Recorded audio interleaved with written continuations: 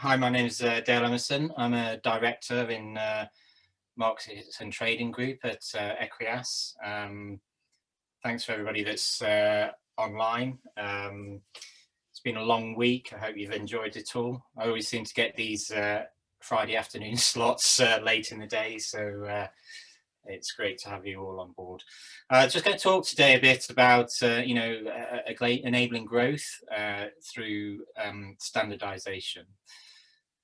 So what I want to talk about is some of the, market transformation themes and the challenges that the sector's experiencing around growth, the importance of automation and what good looks like for companies, the role of EFET, the European Federation of Energy Traders, and how standards can help you deliver benefits, and our role in that, EQUIAS's service offerings, and how we can help you simplify automation within your trading businesses. So, our sector is undergoing enormous change at the moment, and I don't need to tell you that. You're in the middle of it, and it's exciting, and it presents opportunities and also challenges for us. If I want to look at the sort of key themes, for me, these are sort of energy transition and the move to renewables, and the predicted growth, 50% between now and 2024, and going to account for 50% of total power generation, post 2035.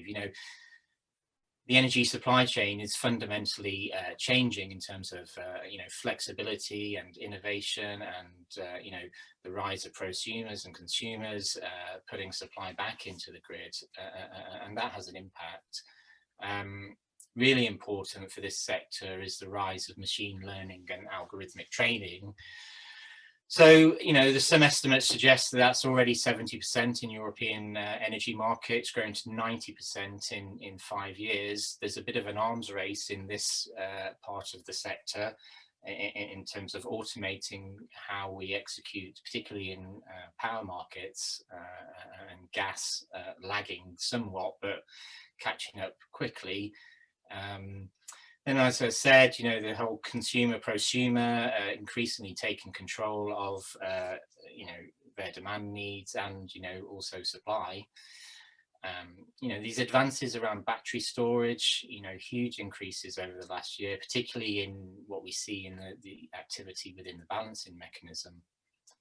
And then there's a whole host of trading technology changes, ETRM cloud services, digital transformation, agile, and digital from the start innovators, and this is great news. In some respects, the cost of participating has come down, but that also has reduced the barriers to entry for your competition. It's no longer a necessity to spend tens, even hundreds of millions of dollars in ETRM infrastructure to participate. You can avail yourself of on-demand cloud-based services. So how does this kind of impact, what we're trying to do from a business perspective, particularly from a growth agenda? There's a definite shift from, to shorter term, lower margin trading. We see that across the board. The days of long, large deals with huge profit margins on them are gone, and the market inefficiencies are disappearing, due to sort of automatic and algo trading. And if we've got a reduced profit per trade, we have to focus on reducing our process costs throughout the organization. Seeing higher trading volumes, no human interaction involved. This is leading to back office bottlenecks within organizations. So there's a need to automate, not just in the front office, but in the middle and back office. Increased volatility, driven sometimes by automated trading, shorter term trading, but also this flexibility that's needed in the market around renewables. This is increasing our kind of risk. And so we need to improve control and reduce that cost of risk within an organization. And then we've got increased competition, reducing our market share. We have to remove the barriers of trading with you. We need to make it easy for people to interact with us. And then constant change and innovation, increased technology costs to keep up with that innovation. So there's there's need to kind of adopt ETRM services and look at your cost base when it comes to trading technology. So for me, if your business proposition is sound, then growth is about reducing costs so you can remain competitive, and profitable whilst you scale. A couple of data points just to kind of show where the market is. This is transactions that we see going through EQUIAS, and this is through the period. I did it the 6 months before we went into lockdown, because that obviously skewed the market a bit in terms of demand lowering. And when we talk about the wholesale market, this is wholesale traders, of which there are about 500 companies reporting, and they're trading on their own account in the wholesale markets. And then we also look at what we call the small to medium sized traders, the SMT market, circa 3,500 companies. These are organizations that are trading through an intermediary or a wholesale market participant or a direct market access participant, and who have these parties reporting for them.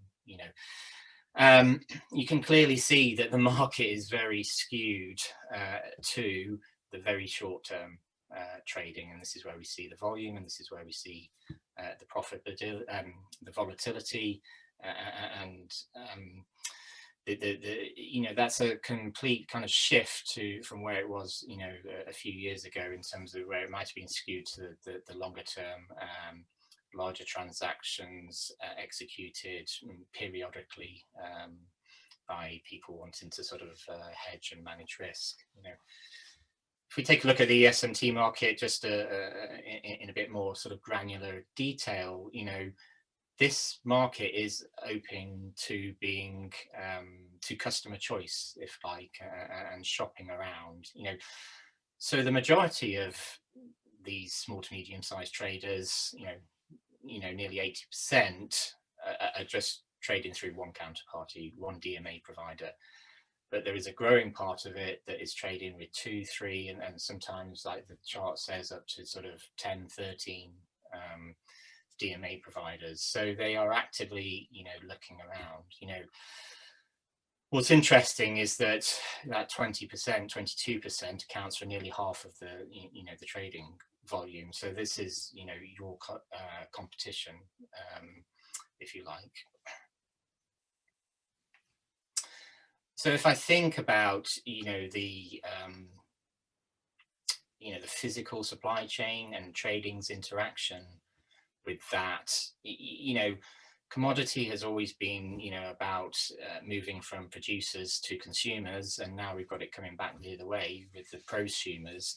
But we're seeing kind of increasing competition and innovation in the physical supply chain around, assets and batteries in particular, and storage. Trading, however, is, in my book, is the commercial optimization of that physical supply chain. That's what it exists for, is to make that kind of whole supply demand equation profitable. And we're seeing increasing needs for automation and cost reduction to remain competitive. And if complex trading decisions can be automated, then all your other ETRM processes should be. So if we want to grow, and we are a high growth trader, then we shouldn't care, in our infrastructure, if our trading volumes increase by 10. We shouldn't be kind of scaling to support that growth. Shouldn't be constraining it by having to hire more people to support ineffective processes. What does good look like in terms of level of automation that we see across Europe? Well, some of the kind of leading players regularly trading between 10 and 30,000 trades a day in the intraday and spot. 60 to 90% of it is automated. Trade validations are nearly 100% automated. Confirmations are 90% automated. Regulatory reporting is 90% automated. We've got electronic settlement matching coming down the line, and we anticipate that will see similar levels of automation. So automation is not a nice to have. It's essential to remain competitive in today's markets. And some people might argue, yeah, but I'm not trading 30,000 trades a day. I'm not a massive German utility. I don't need to do this. I would argue that it's exactly when you're kind of starting out or in this high growth agenda that you need to be having an automated centric ETRM architecture, so you don't have to worry about scaling. Everybody else is doing it and the margins are eroding, so you cannot have elements of the business that are inefficient, and there's no need to, because it is easy to automate in certain areas.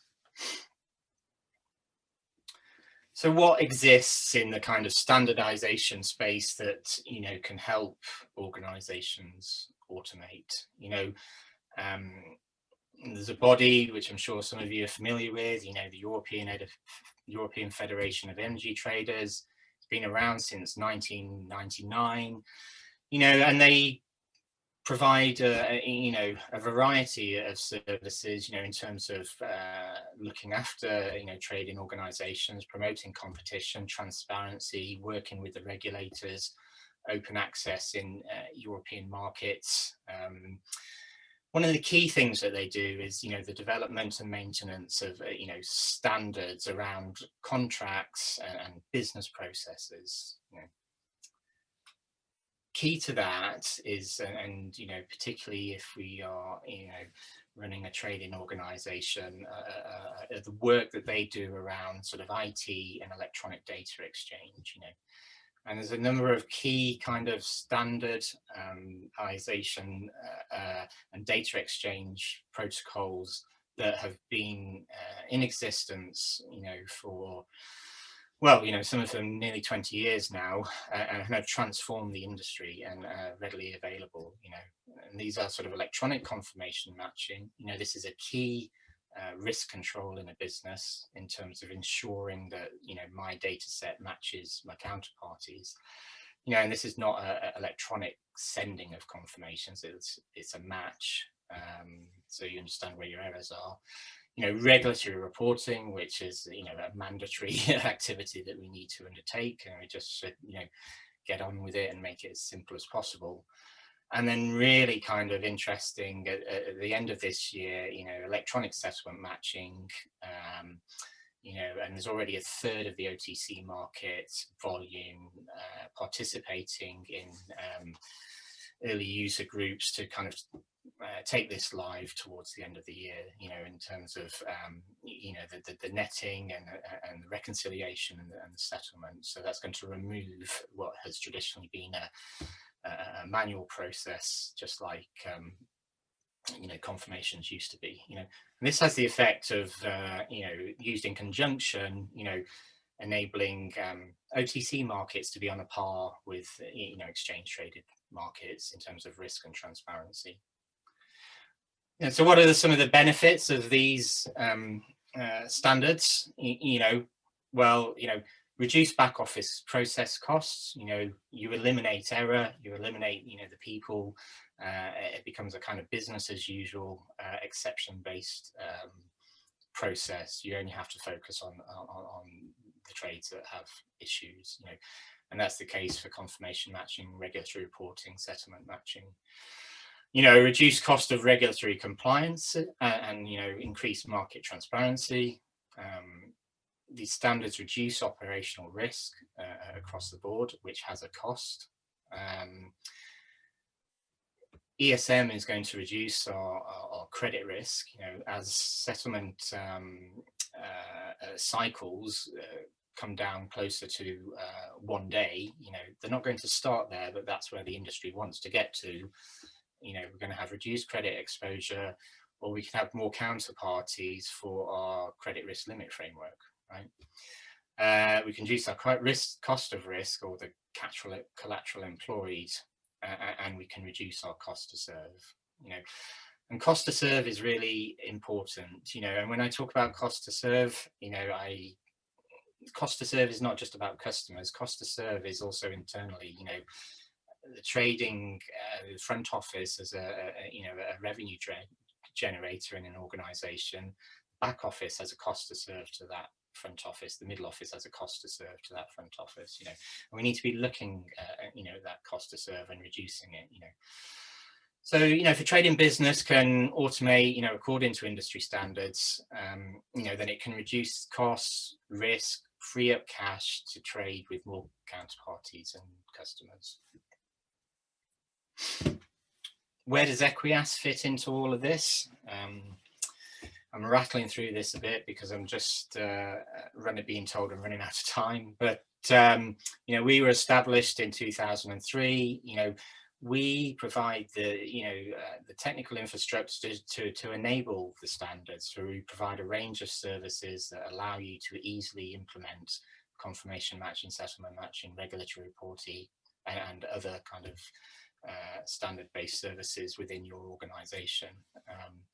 You know, and we want to do this for the market. So, you know, these are equally accessible to all organizations, no matter what their size is.